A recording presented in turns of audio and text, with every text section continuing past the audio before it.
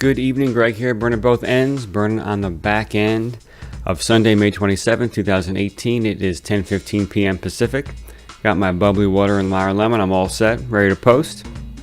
And check it out, windscreen.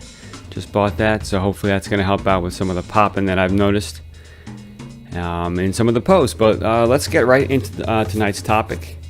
And tonight's topic is a very interesting one, and I have to admit, all I can really do is talk about it. I haven't really figured out how to solve it yet, and so definitely would look for some help on this one. And it's all around teaching perspective, and specifically teaching perspective to my kids.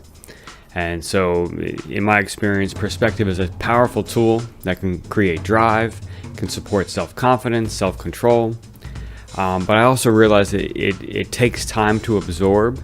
And so the question is, how can we help our children absorb this earlier in their lives so they can make better decisions? And that's definitely a tough one. And so one of the consistent themes that comes up with my daughters is what I'll consider lack of perspective. We are extremely lucky to be living where we live in Albany, California, to have the things that we have. And, you know, I was very lucky to have two committed parents when I grew up that gave me amazing things and supported me in life and put me on a great path. And I'm leveraging that right now. I'm seeing the benefit of that right now. And my wife and I are doing our best to do the same for our children. But I find it challenging. It's definitely challenging to help my kids understand how good we have it, you know, especially when they act spoiled. And, you know, and it's tough because they, like I said, you know, as this whole post is about, I mean, they have limited perspective. So, you know, one of them gets new shoes and the other one wants to go to the store the next day and buy new shoes. And they think we have infinite money and we can just buy anything. And you know, they get all these presents for their birthday and they're still complaining about what they didn't get. Things like that. You know, definitely first world type problems. And so, you know, how do we just make, you know, I don't know, convey perspective, I don't know, quicker, better. This is where this is a unique post because I'm sort of trying to figure this out right now and have been trying to figure it out for years. And so I think about, okay, where does perspective come from? I think about myself, what I've learned, where I've been inspired, and definitely it comes from thinking about legacy. With my men's team, right? So I'm part of this men's team, and we get together and we support ourselves and lives, and we talk about our challenges, about our wins, and anyway. And so a big topic for us is legacy. So what am I leaving behind when I'm gone? You know, what are people going to say about me? How many people are going to show up to my funeral? Things like that. Excuse me. So legacy is one thing because it that definitely puts things in perspective. You know, thinking about the end of my life.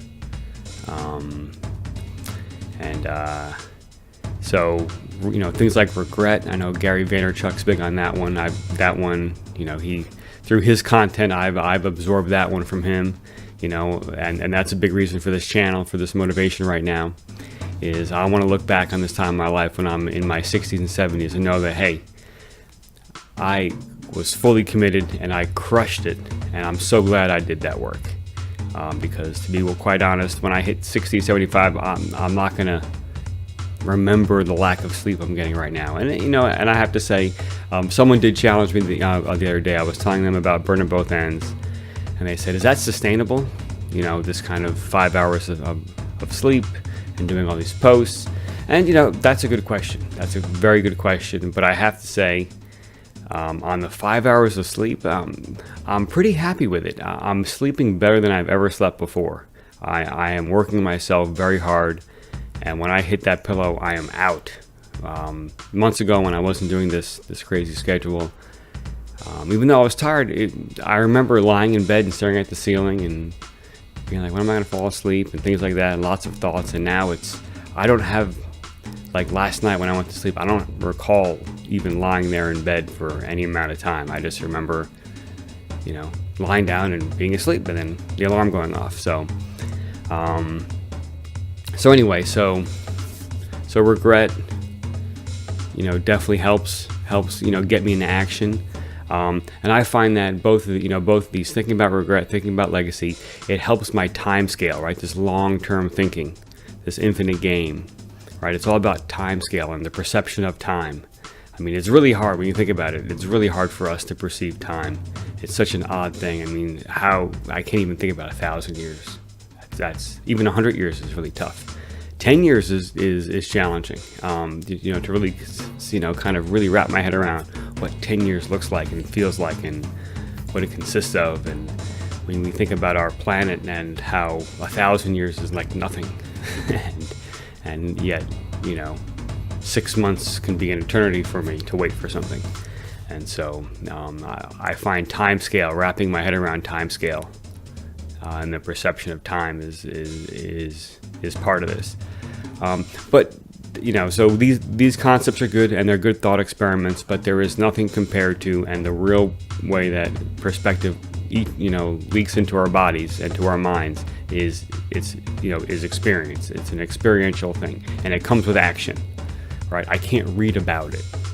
I mean, I can read some concepts and think a little bit, but nothing's going to quite hit home until I experience it. And so taking risks, this all is under this experiential umbrella.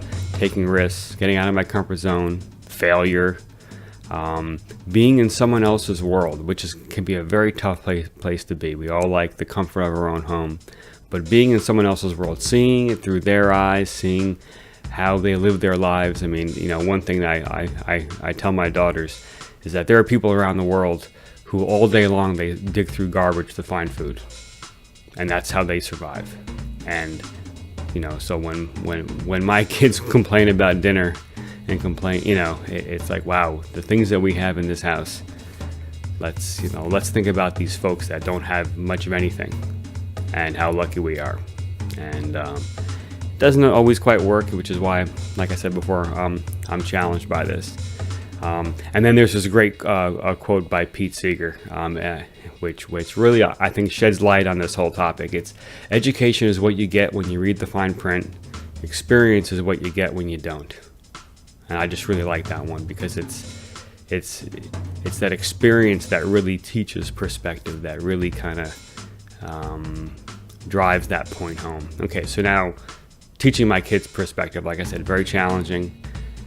Because we naturally build a tolerance to our lives, right? We naturally, something's new and it's exciting, but then 6 months later, I've experienced it quite a bit, so it's not so new and exciting anymore, right? I mentioned the spoiled behavior. Try to move them into gratitude at those times, like, let's be grateful for something. But now that's a step in the right direction, and that gets the thoughts moving in the right, in the right way. But it doesn't quite teach perspective. Right, I mean, it helps. It pushes them in that direction, but it doesn't really drive it home. So I think what it really does is consistent conversations, like repetition about how good we have it, and explaining how challenging other people have it around the world, and how lucky we are. But it's a consistent thing. It's like almost like marketing. It's like you tell them what you told them, then you tell them again, then you tell them how you told them what you told them. It's that kind of it's just like parenting, I guess. Parenting is just consistently showing up and repeating the same things over and over again. But at the end of the day, I think, for my kids to really understand perspective, they need to see it, they need to experience it. And the question is how, how do we do this? Because it does take time. And and I think this is why, right? So there was I did a post about kids graduating from college. I was inspired by Gary Vaynerchuk's post about that, and perspective, I think, is the key thing. That's what a lot of these young kids don't have coming out of college, is they don't have perspective. But it's not their fault. It's just they haven't done anything yet, right? I mean, you go to high school, you're really told what to do. You go to college, you're for the most part told what to do, right? You're not. The biggest failures that you can make are failing a class, which is not such a big deal when you really think about it. I mean, no one's gonna, you aren't gonna get evicted, you aren't gonna get thrown out on the street. And then as far as, kind of like now, once one starts to grasp perspective, how, how do I leverage it, right? And I know I'm able to do this because this is why I'm doing what I'm doing right now. And I just know I'm going to have success in this space because of my perspective. Like, for example, the timing is right for me to do this now. 5 years ago, the timing was not right. 10 years ago, timing was not right. The timing is right now. I have this perspective. I've had these experiences. I went through my failures just the other day. And so that's a huge piece of my perspective right now. And like I said, perspective, it can motivate, it creates drive, right? Think about legacy, which can lead to, belief in self, which is very important, self-confidence. So check out my post from May 17th, the second post. I linked it in the outline. So that's about belief in self versus drive and how the two can kind of help each other.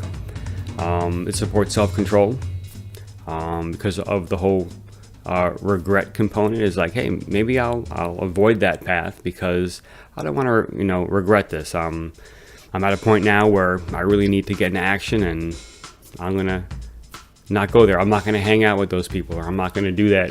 I'm going to move away from that addiction, so on and so forth. And then it supports self-confidence, right? Better decision making, right? With perspective, with experience. And so I think those are ways that it can really, help. And that's where the leverage comes in, and that's where I can really take advantage of my experience with this perspective. And and so that's tonight's post. So teaching perspective, I'm still wrestling with it, about the kids. So if anyone has any ideas on how to teach it to young children, I'm all ears. I think patience and persistence, once again, those show up. I think that's critical, and so that's what I'm going to practice for now, and keep the conversations going. Keep trying to shed light on it, for my daughters, and I think a big thing is traveling the world. I think, going out and seeing other people and the way they live is a very important way to gain perspective on things, and so that's primarily what I'm going to do.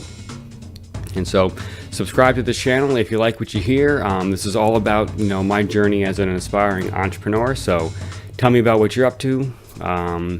Ask questions, help have me solve problems. I love solving problems. I'd love to help. I want to be of service. So please comment down below. Let me know what you're up to.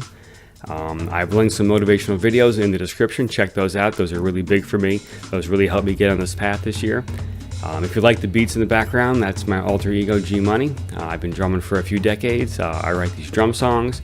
You can hear them for free on SoundCloud. I've also linked this awesome DJ that I just got turned on to, DJ Tasha Blank. So check her out.